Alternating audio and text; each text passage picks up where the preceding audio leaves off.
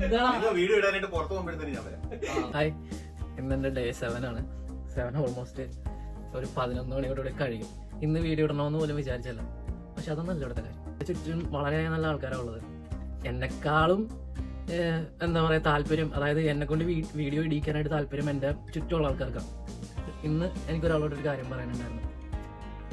കഴിഞ്ഞ ദിവസം ഞാൻ വാഷ്റൂമിൽ പോയിട്ട് വരുമ്പോഴേക്കും എൻ്റെ ഓഫീസിൽ തന്നെ വർക്ക് ചെയ്യുന്ന ഒരു ഫ്രണ്ട് അവൻ പറഞ്ഞു, ഞങ്ങളിങ്ങനെ ഒരു ഫോട്ടോഗ്രാഫിയുടെ പേജൊക്കെ തുടങ്ങാമെന്ന് ഇങ്ങനെ വിചാരിച്ചിരുന്നതാണ്.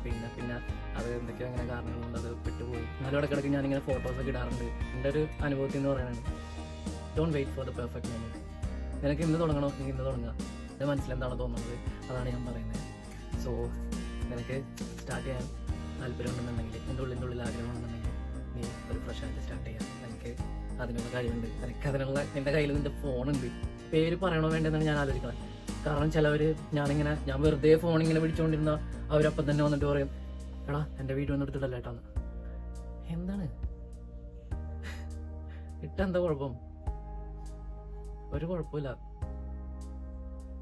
നിങ്ങളൊക്കെ എൻ്റെ ജീവിതത്തിൽ ചെറുതായിട്ടെങ്കിലും നിങ്ങളൊക്കെ എന്നെ സ്വാധീനിക്കുന്ന ആൾക്കാരാണ്. അതായത് നിങ്ങളെ കാണിക്കുമ്പോൾ അത് എനിക്ക് എന്ത് സന്തോഷം എന്ന് പറയും. കാരണം നിങ്ങൾ എൻ്റെ ഇതിൽ വീഡിയോയിൽ വരുന്നു, നിങ്ങൾ എന്തെങ്കിലുമൊക്കെ പറയുന്നു, അതൊക്കെ എനിക്ക് ഭയങ്കര സന്തോഷം.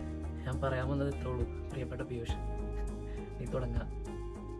നമ്മൾ ഒരിക്കലും ഒരു പെർഫെക്റ്റ് മൊമെന്റിന് വേണ്ടിയിട്ട് കാത്തു നിൽക്കരുത്. Start ugly and polish it later. അപ്പോൾ മറുപടിയും സന്ധിക്കുന്ന വരയ്ക്കും വണക്കം.